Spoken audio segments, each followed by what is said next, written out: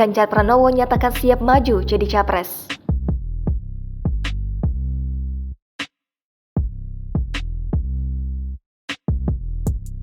Gubernur Jawa Tengah ini menyatakan kesanggupannya jika diusung PDIP sebagai calon presiden atau capres.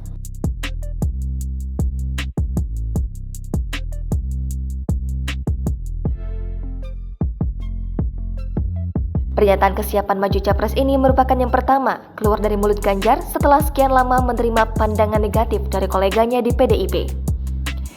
Kendati demikian, Ganjar mengaku tetap menghormati etika politik di internal PDIP, di mana mekanisme pengumuman capres dilakukan oleh Ketum PDIP, Megawati Soekarno Putri.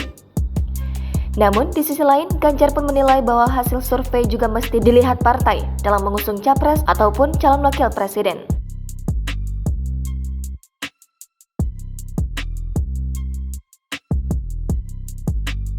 Lebih lanjut, Ganjar juga mengatakan dirinya menunggu langkah konsolidasi PDIP dalam membangun kerjasama politik antar partai. Menurut dia, PDIP bisa mengusung calon sendiri karena sebagai pemenang pemilu 2019. Oleh karena itu, kata Ganjar, hendaknya partai lain bergabung dengan PDIP dalam kerjasama politik.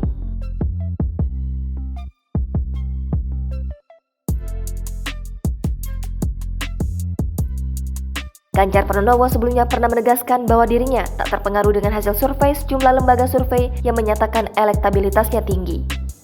Sebagai kader PDI Perjuangan, ia menyatakan bahwa dirinya akan tegak lurus dengan keputusan yang akan diambil oleh Ketua Umum PDIP Megawati Soekarno Putri terkait siapa yang akan diusung sebagai calon presiden kelak.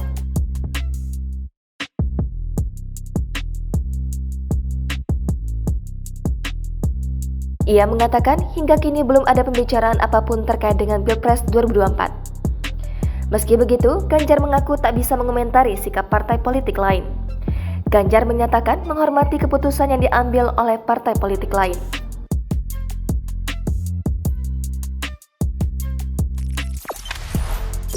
Jangan lupa subscribe, share, komen, dan like ya!